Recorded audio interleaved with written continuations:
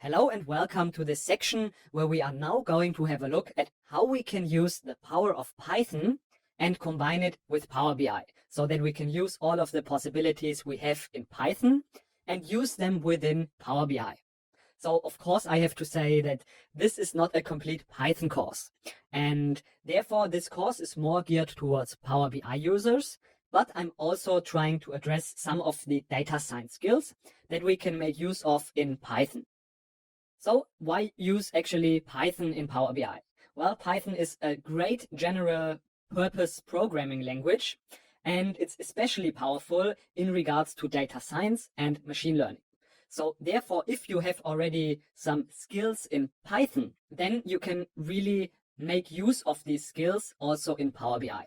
So this is mainly who this is great for. If you have already some skills in Python or you want to develop some skills in the future, then you can also use these skills within Power BI. So that's why we are going to have a look at this Python integration in Power BI. In general, what will be the topics in this section? So of course, the first step is we are making sure that we are setting up Python on your local machine. So therefore, even if you have no prior Python experience, we are learning everything in a way that you can at least also do all the steps yourself and also write the code, even though, as I said, this is not a complete Python course. So therefore, the first step is we are installing and setting up everything so that we can use Python within Power BI. Then there are in general two places where we can use Python. The first one is in the query editor. So we can use Python to transform our data. And the second place is the Python visual. So we can leverage here the great capabilities in regards to visualization we have available in Python. So we can use all of the different and really elaborate visuals. So here we will have a look at really quite a lot of different visuals, such as violin charts, scatter plots, pair plots, but also some, I would say, a little bit more advanced things such as clustering or text analytics. So this is what we are going to cover in this section.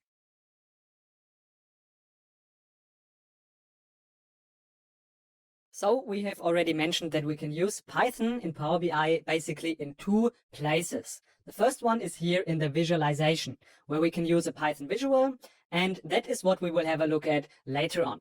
And the other place is to use Python in the query editor to transform our data. And first, before we want to do this, we have to load some data. So this is the data we are going to work with in this section. So attached to this lecture, you also find this file. You can just download it and then we can connect it. So this will be a CSV file, and therefore we go here to the Get Data option and we click here on Text CSV. We already know how this works. So here you also just navigate to where you have downloaded the file to, and then you can just select this file. We click here on Open, and Power BI is again establishing the connection. So as you see already here in this data, there are some problems. So we have some missing values. And now we want to show how we can transform our data using a Python script. And we will do this using the example of filling up missing values in our data. Because in Python, we have a little bit more capabilities than we have here in the native Power Query features. So therefore, we are just going to click here on Transform Data, which will just bring us into the Power Query editor. I will just make this to full screen. And here we see these missing values. So if we want to set up a Python script in order to transform our data, it's pretty easy. We just have to go to the Transform ribbon. And here we find next to the Run R script, also the Run Python script. So all we have to do is just click here, and then this will add a new step. And then we can just use this Python language to transform our data. So if we click here on OK, this script will be applied. And the first thing that you are seeing here is that you have to provide some information about the data privacy. So we can click here on Continue. So here we have to just set the privacy levels. So if you trust this data source and you are maybe not working with so sensitive and confidential data, then you can here click on ignore privacy levels.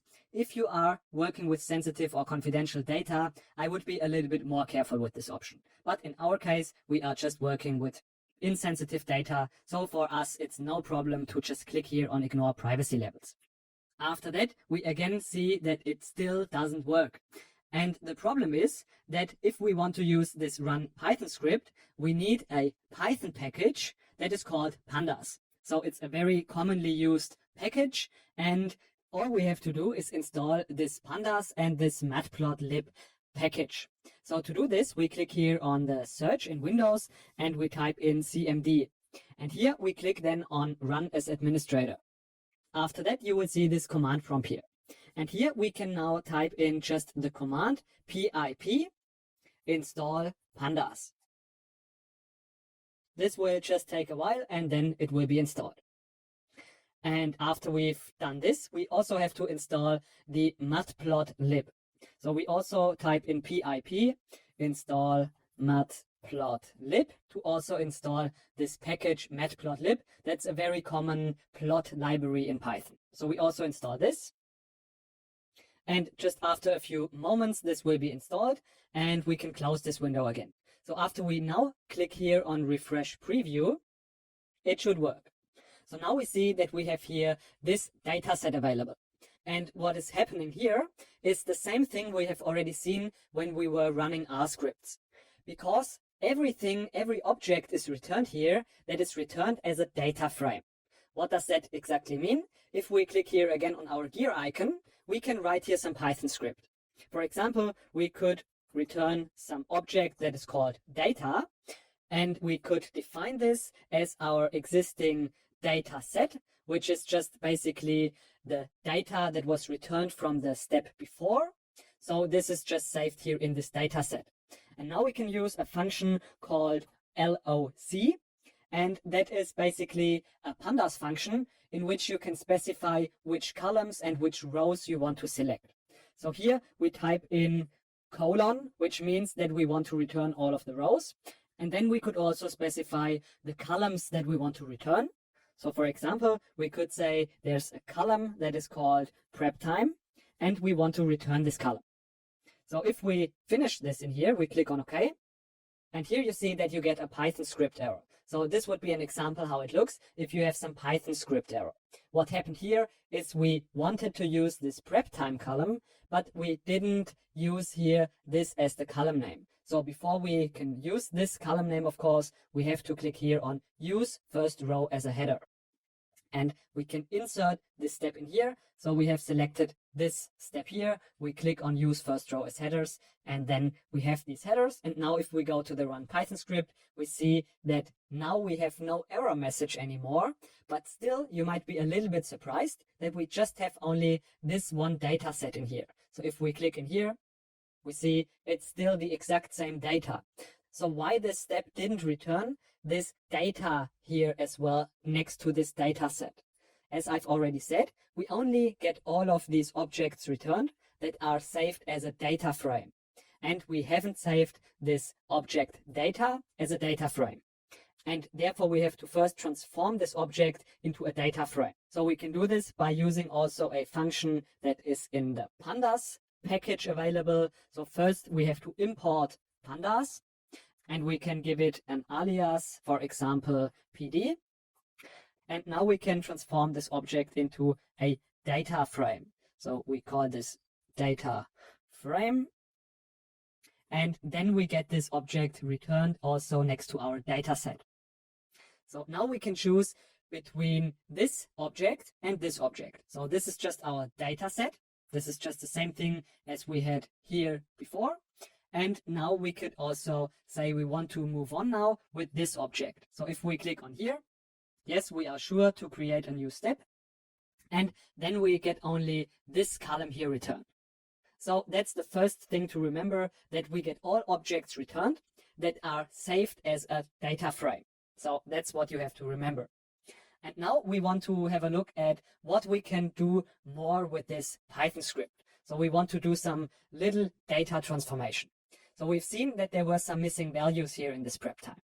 So we want to create a new data frame, for example. So we can use final, and we can use here just this data frame that we have already available. So we use data, and now we want to use the function fill NA. And this function is just filling up our missing values. So we could, for example, just say we want to fill these values up with a certain new value. So for example, just 80, which would be a really easy and simple thing. So we click on OK.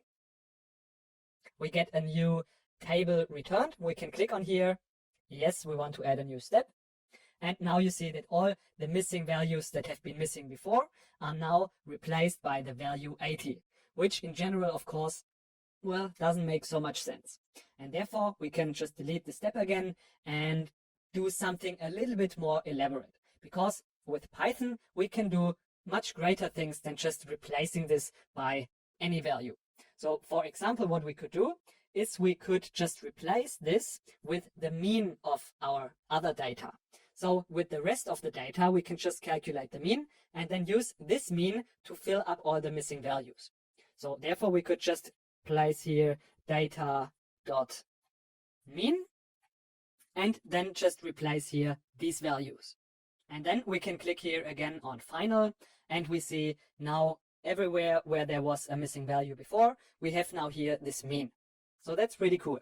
Of course, we could do much more things. For example, we could replace here this value just with the value above by using a method. And that method is the method ffill. So of course, there are many ways we can do this in Python. These are just some examples to just show you what is possible here in Python. So if we do it like this, the result looks like this, that here now the missing values are just replaced with the value that is above. So whatever is good for your data that makes the most sense, you can do here. So you see that this is much more elaborate than what you can do with the native options and features available in the Power Query editor. So this is how we can use this run Python script. In the next lecture, we are going to have a look at how we can use the Python language to create really nice and elaborate visuals. So that is the second place where we can use the Python language.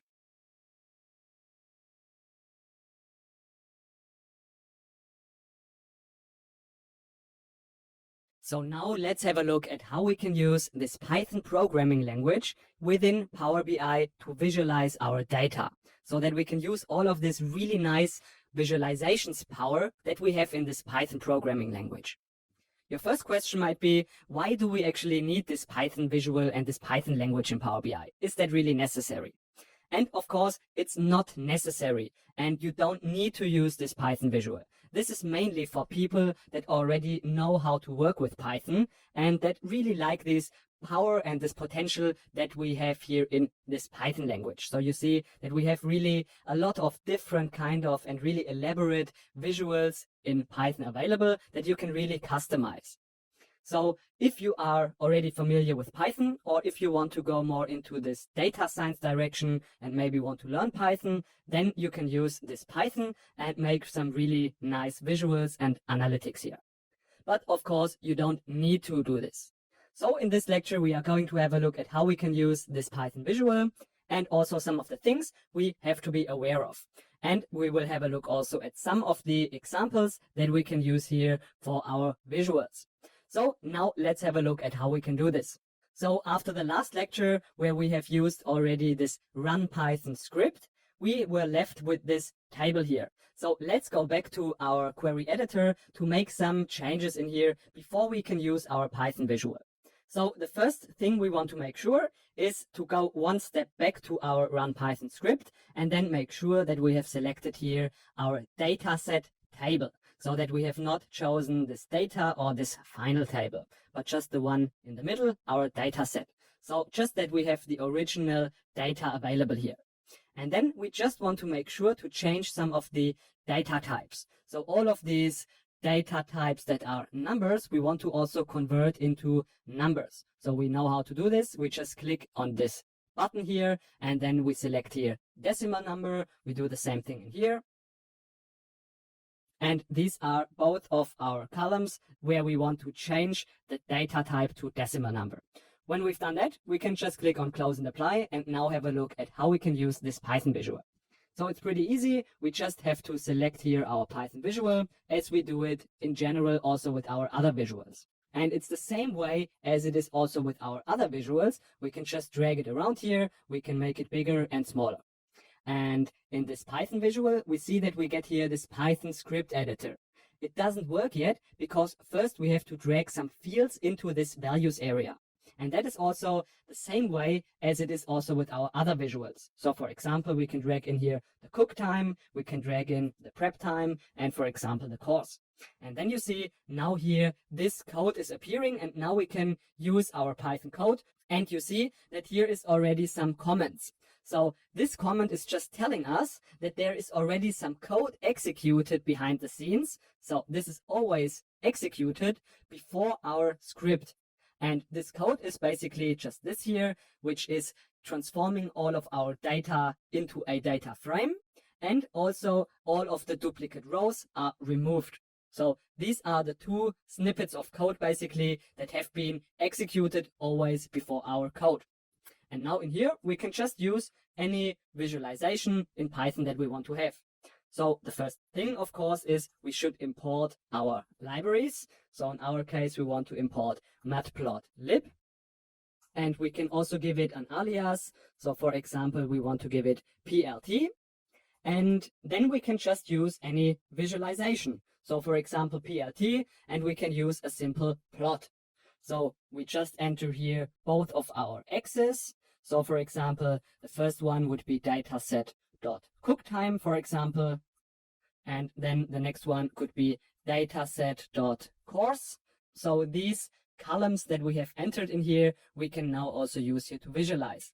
Just make sure that before the column name, you write dataset dot. So because this is a data frame in Python, we have to address our columns like this.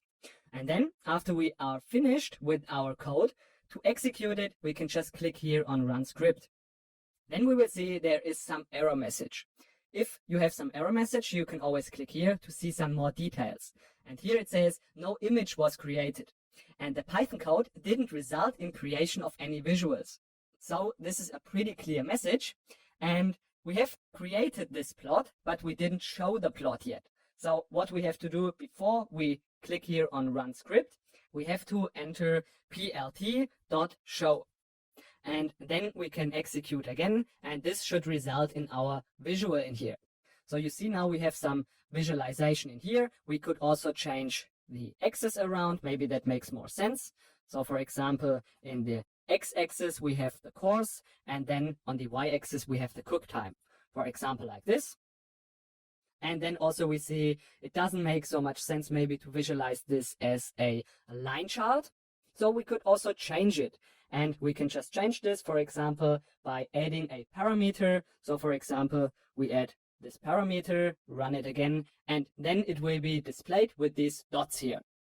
And also what you have to make sure is to here set all of the things to don't summarize. So still these aggregations apply. So you have to be a little bit careful with these. So we see here only 4 dots, which might surprise us, and maybe we don't want to have this.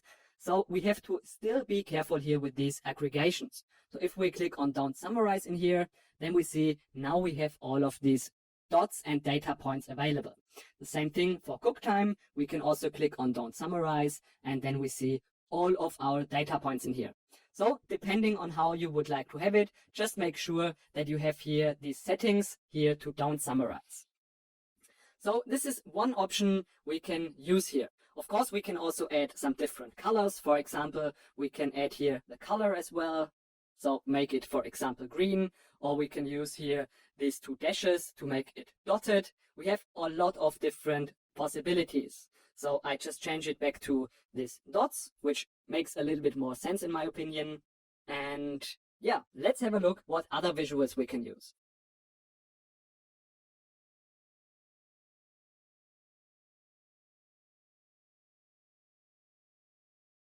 So if we want to make some more statistical analysis, we can also use the famous violin charts. So to be able to do this, we want to use the Seaborn package.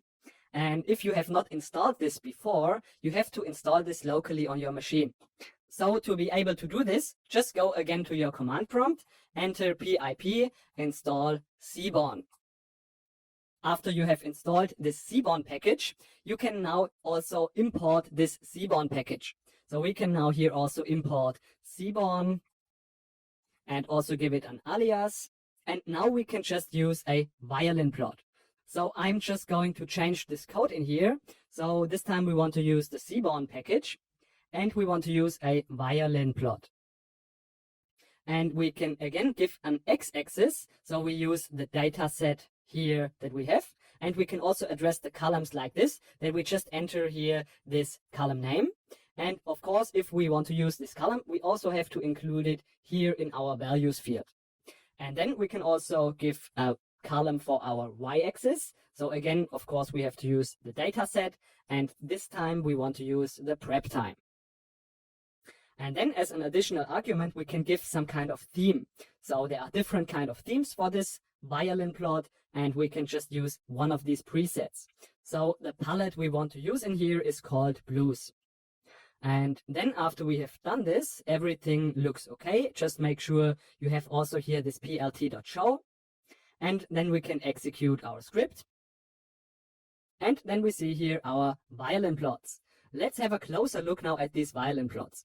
Of course, you can again adjust all of these custom settings you have available in Python. So for example, we are not so happy with this prep time value in here. So we could just give a different kind of label. So plt.y label.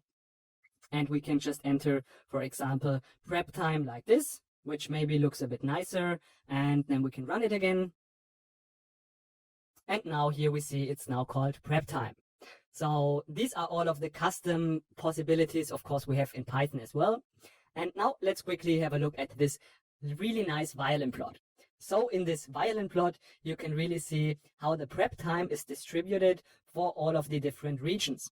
So for example, here in the central, you see that most of the dishes are really within the shorter prep time. And also the same thing also for West region, but for example for the south and for the north you have really some large outliers. So there are some meals or some recipes that really take a long prep time. Same thing also for east. So this is something that is really nice for these kind of violin plots. Another option would be to have these really amazing overlapping ridge plots. So to do this, we again can just select our visual in here and we can basically just copy it. So we can use the script we have already generated. And then we want to go on with some nice ridge plots. So this code for this ridge plots is a little bit longer and more elaborate. So I will just copy it in here. And I will also make this code available to you. Of course, as I said, I don't want to make this into a complete Python course. Therefore, I'm just going to make this code available for you. And now let's first have a look at how this turns out. So the first thing I would like to do is just filter it a little bit to make it look a little bit nicer, because we have all these outliers in here and, well, they are not so meaningful to us. So therefore, we are going to filter this visual by the prep time. So we click in here and we want to see only the data that is smaller than 55, for example. We click on apply and then we see how this visual really turns out. So again, here we see a little bit the distribution for these different kinds of regions, which is very nice. So as I've said, I will make this code available to you if you want to use this. Of course, there are many and almost limitless possibilities you have in these Python visualizations. Just make sure if you want to use this to also install the package that is needed. So this would be here this Seaborn package. And of course, we have already used and installed this matplotlib also. And now, last but not least, let's have a look at one last example. So in here, we can again visualize another visual. We can use again, let's say the prep time, the course, we can use the region, and maybe also we want to use the cook time. So we have two of these numerical columns here. And then again, I'm just going to paste the code in here. And this is pretty easy example again. So we just use the Seaborn package and then we are using a pair plot. And for this pair plot, we can insert our complete data set. And now let's have a look what this looks like. So with these pair plots, we can make some really nice statistical analysis again. So it's really great for some correlation analysis. So we see here really nicely this correlation for cook time and prep time. So as you see, the options here in this Python visuals are really limitless. And of course, this small lecture is not meant to cover all of the possibilities we have in Python, but now you know how it works in general. And if you develop your Python skills, you can also put them into practice in Power BI. So in the next lecture, we are going to use another Python feature or some example that is showing you the power of Python within Power BI. And that is called sentiment analysis. So it's basically an artificial intelligence or a text analysis that is just analyzing some text and is telling us or giving us a score of how positive or how negative this text is. So just to show you the possibilities and the power of what we get if we combine Python with Power BI.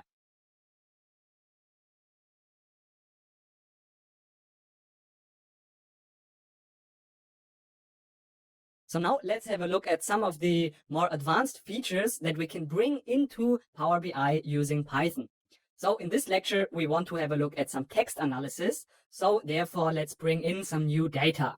What we are going to have a look at is some reviews for some clothing store. So there's some online store where we have some reviews and we want to analyze the review text. So the first step, you'll find also this file attached to this lecture.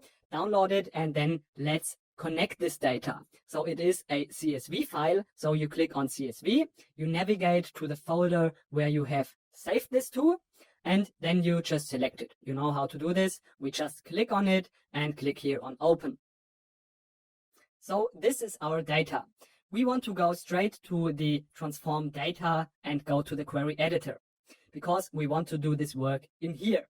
And now the first thing we would like to do is, of course, we would like to use the first row as a header. And now we want to use some text analysis. So we want to do this using Python. This is, in my opinion, the easiest and the best way to do it. So we go to the transform ribbon. We click here on run Python script. And then we already know this. All of this data is now stored in this data frame that is called dataset. So we already know this. But before we go on with our code in here, we want to install a new package or a new library in Python. So we go to our command prompt and we enter in here pip install text blob. So this is the package we would like to install. After it is installed, we can close this again. And now we can use this package. So I will just copy and paste this code in here. I will also, of course, make this code available to you so that you can use it yourself. So what has happened here is we just imported here this text blob library, and we can also not import maybe the complete library, but we can import, for example, only some parts of this complete library. So for example, we wanted to import the naive Bayes analyzer from the text blob sentiments. And then we are just defining a little function that is using this sentiment polarity. And if it's possible, then it will use it, and otherwise it will just return a 0. And then we are just going to make sure that this text column here is really also formatted as a string. So this is just some precautions so that we can use this get sentiment function that we have defined in here. Because of course, this has to be a text. And then we are just creating a new column called sentiment, and we will just add it to our existing data set. So this is some really simple lines of code, and already with these simple lines of code, we can get some really nice results. So this will take a while, and then as we already know it, we have to select which data frame we want to use in here. There's only one data frame available, and that is our data set. So we can click on this table here, and then see our new table with this additional column. So in here, we see again our data. So we have a couple of columns here. So some features like the age, then also which kind of clothing ID it was. And then we have here the title of the review. And here we have this review text. And we are analyzing this review text. Of course, we could also analyze the title, but sometimes there's no title available. And therefore, we want to analyze this review text. Then we have here also the rating the person has given, and then some more features. And then in the end, we have here also our sentiment. And how is this sentiment now working? This sentiment analysis works that way. It's using some Bayes algorithm. So it's just analyzing all of the words in here and then is giving some score about how positive or how negative this text is. So are there more positive words? Are there more negative words? And then you get this score. So the closer the score is to 1, the more positive it is. And the closer it is to -1, the more negative it is. So for example, we see here is something that is a little bit more negative, and you see here this has only 3 stars. We see also here a 2-star review, and this has also not such a positive one as, for example, here this 5, or here also some of the more positive ones. So for example here, this one is also negative, and you see here it's also not so good in rating. Of course, there we would expect some correlation between the sentiment and this rating, but we are in Power BI and we can now also visualize this and put some more analysis into that. So let's just quickly do this. Let's click on Close and Apply. So now the changes in the query editor have been applied. We can create a new page, and we see also that we have here this table included, and also we have here the sentiment. So what we would like to do, maybe it makes sense to just transform the rating and save it into a decimal number. So the rating can be I think it's a decimal number. We use a decimal number. Click on yes. And the same thing we also want to do for the sentiment.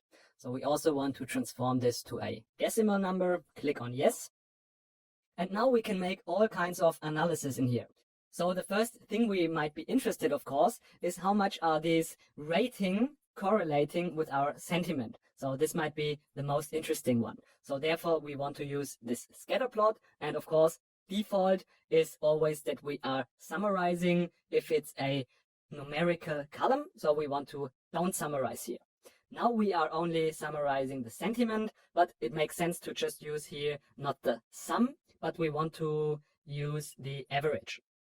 And now here we can see that basically our analysis works really, really well. So what this chart is telling us is that the higher our rating is, the more positive also our sentiment analysis turns out to be. So this makes sense, and this just is telling us that our sentiment analysis is really working.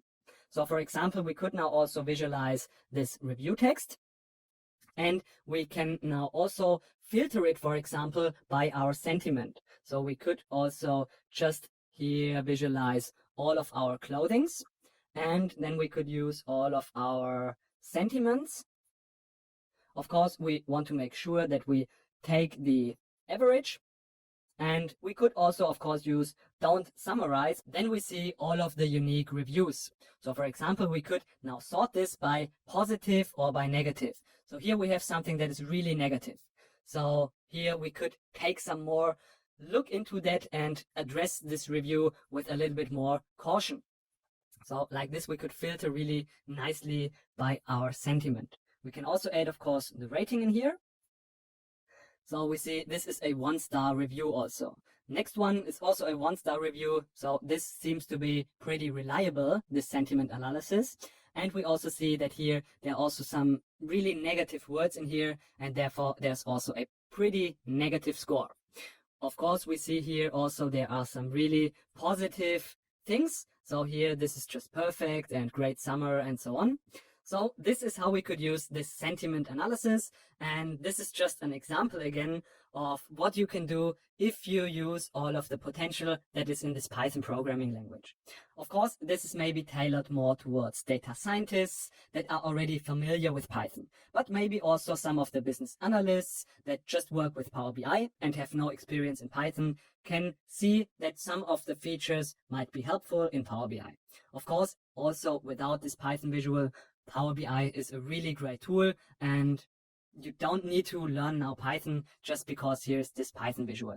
You can be a great Power BI analyst even if you don't know Python. So this is just some really nice bonus feature, so to say. Hope you enjoyed it, and see you in the next lecture.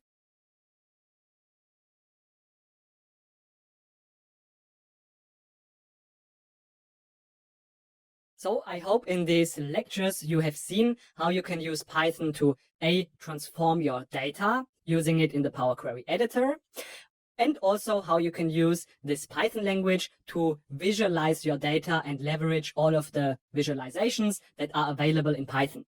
And see, last but not least, how you can use some of the additional features, such as some text analysis or some artificial intelligence, to use it and combine it with Power BI. So in this last lecture, I just want to give you some short little tips about performance and also some of the trouble that you can run into with Python. So my first tip I want to give you is related to performance. So Power BI is really great in itself, I want to say, because you have so many possibilities available, and I don't want you to now make everything in Python if you are using Power BI. So my advice would be, make sure you use the Power BI features if possible. So only if you really want to use Python, only use it if it's necessary.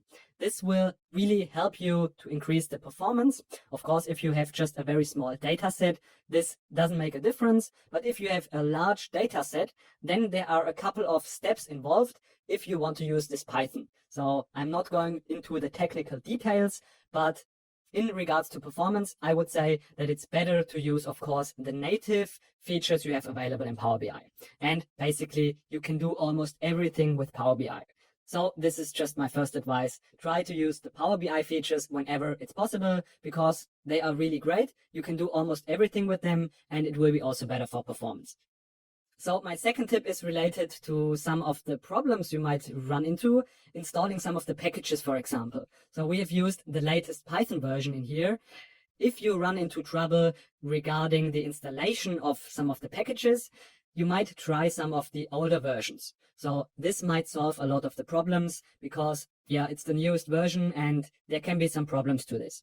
So if it doesn't work, some of the installation, for example, to your packages, then just maybe go one step back, use some of the older versions. Of course, uninstall first your old Python language and then install an older version of Python, maybe 3.8, 3.7 or so on. So with this, you can probably solve a lot of problems that you would be running into. So these are just my short little tips. First one is only use Python if it's really necessary, and try first to use the Power BI native features. And the second tip, if you run into problems, especially regarding the installation of your packages, you might try some older versions of Python, and this might solve your problems. So again, I hope this was helpful, and now you have seen how you can use this Python language and combine it with Power BI.